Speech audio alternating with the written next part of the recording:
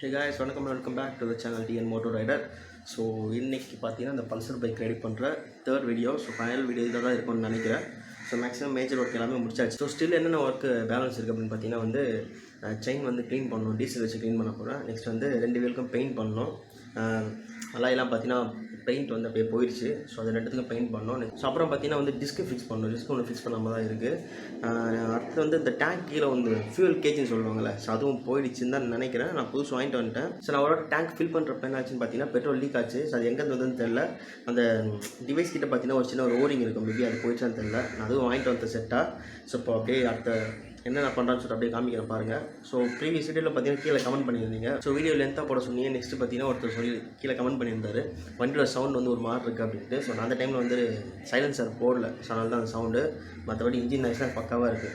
Suppose பக்கா இல்லைன்னா வந்து நான் ரெடி பண்ண தான் சொல்லவே மாட்டேன். எல்லாமே பர்ஃபெக்டாக இருக்க வச்சு தான் வந்து ரெடி ஆகிடுச்சின்னு சொல்கிறேன். பல்சர் கியர் டைமிங் வைக்கிறது வந்து மறந்துட்டேன் ஸோ வீடியோவில் ஆட் பண்ணுறதுக்கு. ஸோ நான் ஃபியூச்சர் வீடியோவில் ஏதாவது பல்சர் ரெடி பண்ணேன்னா அந்த டைமில் வந்து நான் சிஸ்டர் கியர் டைமிங் வந்து எப்படி வைக்கணும்னு சொல்கிறேன். ஏன்னா அதுவும் நான் சொல்கிறேன்னு சொன்னேன், பட் வீடியோவில் ஆட் பண்ணாமல் விட்டுட்டுருக்கேன். சரி வாங்க போயிட்டு ஒவ்வொரு ஒர்க்காக கம்ப்ளீட் பண்ணிட்டு இன்றைக்கி பைக்கை ஃபுல்லாக அசம்பிள் பண்ணி ரெடி பண்ணிடலாம். ஸோ இதை நான் இப்போ தான் நோட் பண்ணேன். ஸோ ஒரு பெரிய வேலை வச்சுட்டேன் அப்படி பைக்கு. இங்கே பாருங்கள், இந்த ஃபோர்க் செட்டே பார்த்தீங்கன்னா கிராக் ஆகிருக்கு. இது எப்படி கிராக் ஆச்சுன்னு தெரில. பின்னாடி நிற்க வைக்கிறப்ப என்னென்னா வந்து மழை வந்து சைட் ஸ்டாண்ட் அப்படியே சாஞ்சிச்சு. ஒரு 2 வாட்டி பைக் கீழே விழுந்தது. பட் அதுக்கெல்லாம் இது உடையுமான்னு கேட்டிங்கன்னா கண்டிப்பாக உடையாது. பட் இந்த பீஸ் மட்டும் உடஞ்சி ஆடுது பார்த்தீங்களா. ஸோ இது நான் வந்து இது வந்து அலுமினியம் தான் நினைக்கிறேன். அலுமினியம் வெல்டிங் பண்ணி பார்ப்போம். நின்றுச்சுன்னா ஓகே, இல்லைனா வந்து இந்த செட் அப்படியே தான் மாற்றணும். புதுசு கிடைக்குமான்னு தெரில, புதுப்பேட்டை போய் பார்த்துக்கலாம் எப்படி இருக்குன்ட்டு. ஸோ இப்போ இந்த ஃப்ரண்ட் வீலை கழட்டிட்டு பெயிண்ட் பண்ணிடலாம். ஸோ இப்போ கழட்டுறேன் பாருங்கள். இதோ பாருங்கள், தனியாக வந்துடுச்சு. என்ன பண்ண போகுதுன்னு தெரில, பார்ப்போம். இது வந்து வெல்ட் பண்ணலான்னு தான் நினைக்கிறேன். பண்ண முடியலாம், செட்டு தாங்க மாற்றணும், அது வழி கிடையாது, பார்க்கலாம். பட் இந்த பீஸ் கிட்ட வந்து இங்கே ஒரு போல்டு கொடுத்துருந்தால வந்து அந்தளவுக்கு ஒன்றும் பெரிய பாதிப்பு இருக்காது.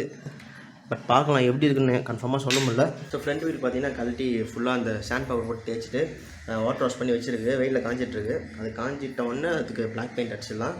ஸோ இப்போது ரியர்லேருந்து கழட்டணும்ல அந்த டெய்ல, ஸோ அதை ஃபிக்ஸ் பண்ணிடலாம். இப்போது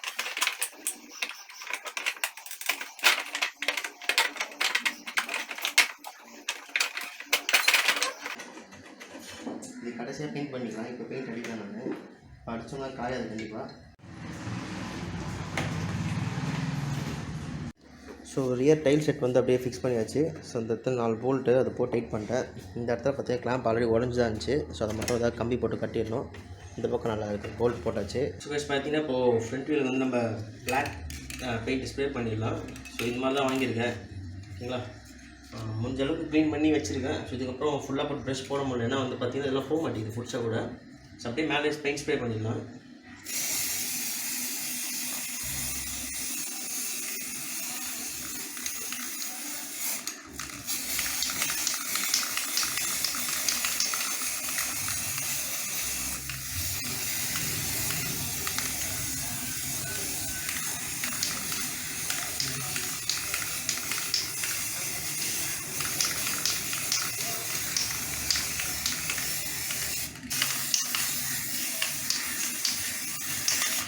ஸோ கைஸ் பார்த்தீங்கன்னா வந்து ஃப்ரண்ட் வீலுக்கு வந்து பெயிண்ட் பண்ணியாச்சு. அந்த டயருக்கும் சேர்த்து பண்ணிட்டேன். நான் அதுவும் ஓரளவுக்கு கலராக தான் இருந்ததுனால ஸோ அதையும் பேக் பெயிண்ட் அடிச்சிட்டேன், ஒன்றும் ப்ராப்ளம் கிடையாது. ஸோ ஃப்ரண்ட் வீலோட ஒர்க் முடிஞ்சு. ஸோ இது ஒரு 15 மினிட்ஸ் காயட்டும். அது ஸோ கைஸ் பார்த்தீங்கன்னா இப்போ வந்து ஃப்ரண்ட் வீல் ஃபுல்லாக பெயிண்ட் பண்ணி பைக்லேயே ஃபிக்ஸ் பண்ணிட்டேன். இன்னும் டிஸ்க்கு மாட்டல, டயர் மட்டும் ஃபிக்ஸ் பண்ணியிருக்கேன். அந்த உடஞ்சி போன பீஸையும் அதிலே வச்சு அப்படியே ஃபிக்ஸ் பண்ணியாச்சு. ஸோ பார்த்துக்கலாம். நீங்கள் சொன்னால் நம்ப மாட்டீங்க, கரெக்டாக வந்து ஒரு கேன் ஃபுல்லாக அப்படியே பிடிச்சிச்சு இதுக்கு பெயிண்ட் பண்ணுறதுக்கு மட்டும். ஆல்ரெடி ஒரு கேன் காலி பண்ணிட்டேன். முதல்ல 3 கேன் வாங்கினேன். இப்போ வந்து ஒரு கேனில் பாதி தான் இருக்குது. அதை வச்சு ரியருக்கு ஃபுல்லாக பெயிண்ட் அடிக்க முடியுமான்னு தெரில. அதை ஃபுல்லாக வாஷ் பண்ணி பார்ப்போம்.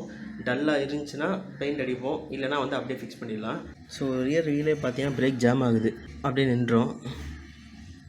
அவ்வளோதான். பிரேக் ஷூ வந்து கழட்டி பார்க்கணும். ஸோ ரொம்ப நாள் ஆச்சுல்ல, மேபி அந்த மண்டெல்லாம் போயிருக்கலாம். ஸோ அந்த நட்டெலாம் கழட்டி வீலை கீழே எடுத்து உங்களுக்கு கண்டினியூ பண்ணுறேன், சரிங்களா. ஸோ கைஸ் பார்த்தீங்கன்னா இப்போ இந்த ரியர் வீல் ஃபுல்லாக கழட்டியாச்சு. கழட்டிட்டு இது வந்து பிரேக் ஹோல்டர் இது, ஓகேங்களா. பிரேக் ஷூ இங்கே தான் இருக்கும் ஃபிக்ஸ் பண்ணுறது. வீல் கழட்டி வெயிலில் வச்சுருக்கேன் வாஷ் பண்ணிட்டு காயறதுக்காக. ஸோ இது டைட்டாக இருந்துச்சு. எம்ஆர் ஷீட் போட்டு தேய்ச்சி ஆயில் போட்டு ஃப்ரீ ஆக்கியாச்சு, ஓகேங்களா. இப்போ வந்து பிரேக் ஷூவை மாட்டிடலாம்.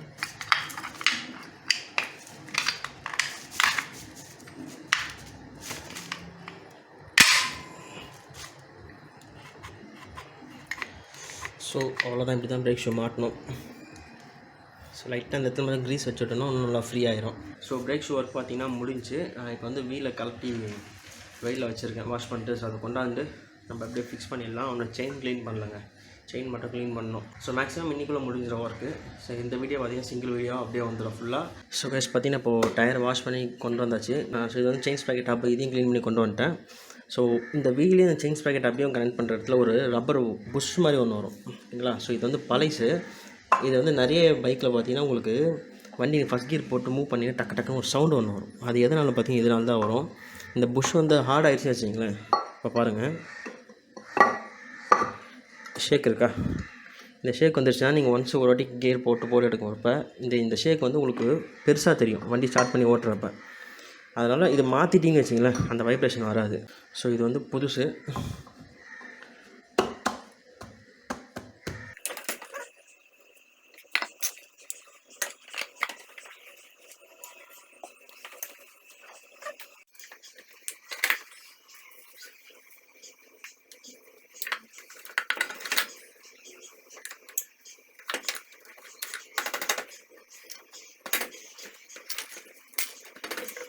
ஸோ கைஸ் பார்த்தீங்கன்னா இப்போ இந்த வீலோட ஆக்சல் போல்ட் மட்டும் தான் போட்டிருக்கு, உங்களுக்கு ஃபுல் டைட் வைக்கல. செயின் மாட்டிடலாம்.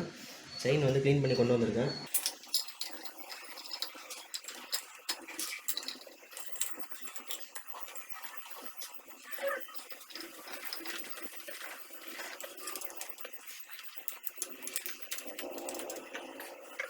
ஸோ கைஸ் பார்த்தீங்கன்னா இப்போது பைக்கோட செயின் ஸ்ப்ராக்கெட் மாற்றியாச்சு. ஸோ கொஞ்சம் சவுண்டு நாய்ஸோடு தான் ஓடுது, பட் ரன்னிங்கில் போக சரியாயிரும். ஏன்னா புது செயின் ஸ்ப்ராக்கெட் தான் இது. ஸோ ஒன்றும் ப்ராப்ளம் இல்லை. இப்போ தான் அந்த இது ஊற்றிருக்கேன், ரஸ்ட்டு க்ளீனிங் வேறு அடிச்சு விட்ருக்கேன். ஸோ கொஞ்சம் கழிச்சு ஆயில் போட்டோம்னா அது நல்லா ஃப்ரீ ஆயிரும். ஸோ செயின் ஸ்ப்ராக்கெட் ஒர்க்கு முடிஞ்சு. ஸோ இங்கெல்லாம் பார்த்தீங்கன்னா இன்னும் அந்த சில்வர் பெயிண்ட் அடிக்கணும், வாங்கி வச்சுருக்கேன். அது ஃபைனலாக பார்த்துக்கலாம். இப்போ வந்து பைக்கோட டேங்க் உட்கார வச்சிரும்.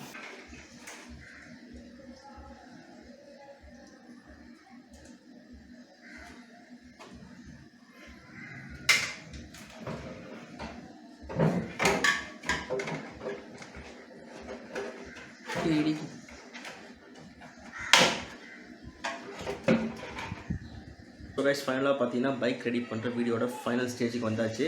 ஸோ பைக்கை ஃபுல்லாக ரெடி பண்ணியாச்சா அப்படின்னு கேட்டிங்கன்னா, அதாவது 100% கம்ப்ளீட் ஆகிடுச்சா அப்படின்னு கேட்டிங்கன்னா கண்டிப்பாக கிடையாது. ஒரு 80% ஒர்க் மேஜர் எல்லாமே முடிச்சாச்சு.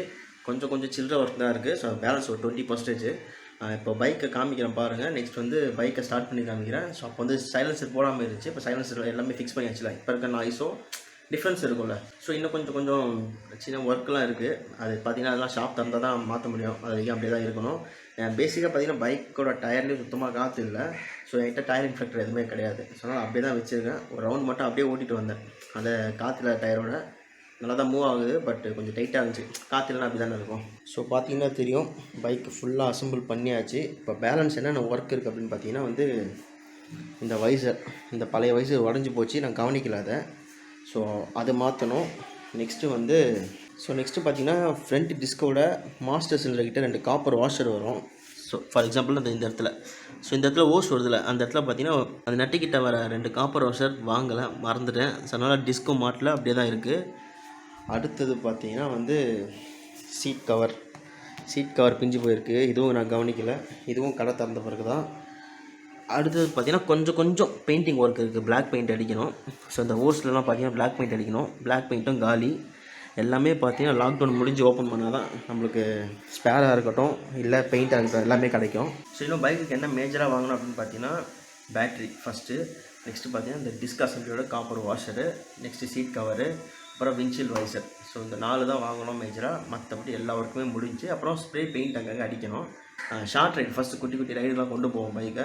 எப்படி செட் ஆகுது அப்படின்னு பார்த்துட்டு. ஏன்னா இப்போது இன்ஜினை ஃபுல்லாக பிரித்து அசம்பிள் பண்ணியிருக்கோம்ல, மேபி இன்ஜின் லீக் ஆகலாம், ஏதாவது பிரச்சனை வந்துச்சுன்னு வச்சுங்க. அப்புறம் நம்ம லாங் ரைடு எடுத்துகிட்டு போனோம்னா ப்ராப்ளம் தான் ஆகும். ஆனால் நம்ம குட்டி ரைடுக்காக கொண்டு போயிட்டு பக்காவாக பைக் செட் ஆகிடுச்சு அப்படிங்கிற பட்சத்தில் நம்ம லாங் ரைடு கண்டிப்பாக கொண்டு போகலாம். இப்போ மொபைல் ஹோல்டர் வாங்கி வச்சுருக்கேன். மொபைல் ஹோல்டர் பார்த்திங்கன்னா வந்து காஸ்ட்லியாக வாங்கலை, மீடியமான ரேஞ்சு தான் வாங்கியிருக்கேன். அதை ஃபிக்ஸ் பண்ணிடும். ஒயரிங் கனெக்ஷன் இப்போ கொடுக்க போகிறதில்ல, ஏன்னா இப்போ பேட்ரி கிடையாதுல்ல பைக்கில். ஜஸ்ட் இப்போ ஹோல்டரை மட்டும் அப்படியே மாட்டிட்டு ஒயரிங் வந்து அப்படியே டூமுக்குள்ளே தள்ளி விட்டுடலாம். ஸோ ஒன்ஸ் அந்த பேட்ரி ஃபிக்ஸ் பண்ணுறப்ப அந்த கனெக்ஷன் கொடுத்துக்கலாம். சரி, உங்களுக்கு பைக்கை ஸ்டார்ட் பண்ணி காமிக்கிறேன் பாருங்கள். ஓகே, ஸோ பார்த்தீங்கன்னா இப்போ பேட்டரி கனெக்ட் பண்ணியாச்சு, என்ன சொல்கிறது. சரி, இப்போ ஆன் பண்ணுற பாருங்கள்.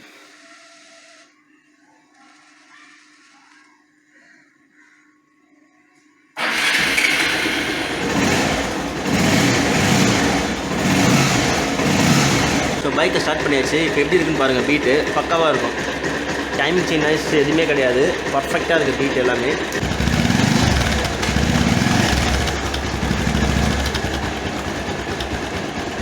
ஸோ இதுதான் பார்த்தீங்கன்னா பைக்கோட இருந்த பேட்டரி இது SF7 வாங்கி ஒரு 1 இயர் தான் யூஸ் பண்ணேன். அது இப்போ எடுத்து வச்சிட்டேன். பட் ஏன் பேட்டரி வீக் ஆச்சுன்னு தெரியல, போயிடுச்சு. இது பார்த்தீங்கன்னா இப்போ புதுசாக வர ரிலே போல் பல்சருக்கு. பழசுலாம் பார்த்தீங்கன்னா வந்து இரும்பில் இருக்கும், மெட்டலில் ரவுண்டாக இருக்கும். இது வந்து இப்போது மாற்றிட்டாங்க. இந்த ரிலே வந்து கொஞ்சம் நல்லா சின்னதாக இருக்குது, ரேட்டும் கம்மி தான். அது கொஞ்சம் ரேட் அதிகம். இது வந்து இப்போ ஒயரிங் இது புதுசு வரதுனால இந்த செட்டு கொடுத்துட்டாங்க போல். ஸோ கைஸ் பார்த்தீங்கன்னா இந்த மொபைல் ஹோல்டர் தான் வாங்கியிருக்கேன். ஸோ இது எனக்கு வந்து ஹோல்சேல் ப்ரைஸில் வரும். ஏன்னா மொபைல் ஷாப் தானே வச்சுருக்கேன். ஸோ நான் வந்து ஆர்டர் பண்ணால் எனக்கு ஹோல்சேல் ப்ரைஸில் வரும்.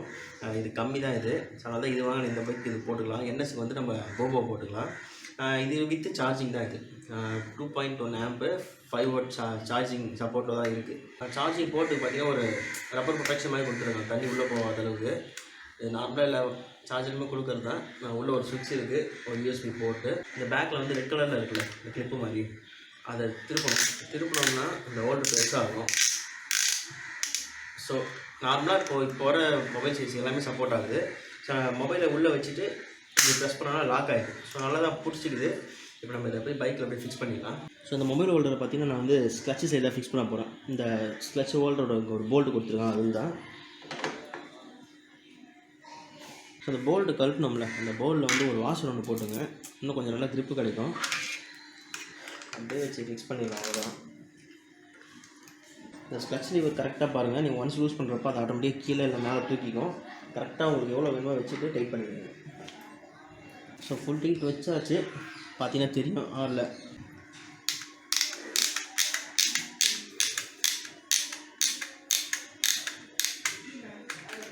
அப்படியே வச்சு சென்டரில் ப்ரெஸ் பண்ணால் லாக் ஆகிடும். அவ்வளோதான், லாக் ஆகிடுச்சு மொபைலு. சரிதா? ஸோ இந்த ப்ரைஸுக்கு ஒரு டீசெண்டான ஒரு மொபைல் ஹோல்டர் தான், வித் சார்ஜிங்கோட. நல்லா இருக்குது எனக்கு கேட்டிங்கன்னா. ஸோ நம்ம ரொம்ப லாங்காக எடுத்துகிட்டு போகிறப்போ யூஸ் பண்ணி பார்ப்போம் எப்படி இருக்குதுன்னு. ஏன்னா ஹைவேஸில் ஓட்டி பார்த்தா தான் தெரியும். இப்போ ஸ்டெபிலிட்டி வந்து கரெக்டாக இருக்குது. நம்ம ஸ்பீடாக போகிறப்ப தான் தெரியும். ஸோ இப்போ எதாவது ஸ்பீட் பிரேக்கில் விட்டு ஏற்றுறப்ப எந்த அளவுக்கு வைப்ரேஷன் இருக்குதுன்னு பார்க்கலாம். ஸோ இதோட லாக்டவுன் முடிஞ்சால் தான் இந்த பைக்குக்கு நம்ம உயிர் கொடுக்க முடியும். ஏன்னா பேட்ரி இல்லை. ஸோ பார்ப்போம். ஸோ ஓவராலாக பார்த்தீங்கன்னா இது வரைக்குமே எனக்கு 10,000 கிட்ட செலவு ஆகிடுச்சு. ப்ளஸ் பேட்ரி ஒரு 2,000. ஸோ 12,000 கிட்ட செலவு பண்ணுறேன் அந்த பைக்குக்கு. இதே வந்து சப்போஸ் 180 இல்லை 220 இருந்துச்சுன்னா கண்டிப்பாக செலவு பண்ணியிருக்க மாட்டேன், நான் கொடுத்துட்ருப்பேன். இது 200 இருக்க வச்சு தான் வந்து நான் வச்சு செலவு பண்ணி ரெடி பண்ணி வச்சுருக்கேன். அதுதான் முக்கியமான ரீசனு. ஸோ ஃபைனலி இந்த வீடியோ இதோட முடிச்சிக்கலாம். ஸோ இந்த வீடியோ ஏதாவது ரீசன் உங்களுக்கு பிடிச்சிருந்துச்சா மறக்காம வீடியோக்கு லைக் பண்ணுங்கள், கமெண்ட் பண்ணுங்கள், ஷேர் பண்ணுங்கள். ஸோ இந்த மாதிரியான ஆட்டோமொபைல் வீடியோஸ் ப்ளஸ் ட்ராவலாக பார்க்கணும்னு வச்சுன்னா மறக்காம நம்ம சேனல் சப்ஸ்கிரைப் பண்ணுறேங்க. பக்கத்தில் இருக்க பெல் பட்டனை கிளிக் பண்ணுறேங்க. அடுத்து என்ன விலாகுன்னு தெரியலை, பட் அதில் மீட் பண்ணுவோம். டில் தட், பாய்.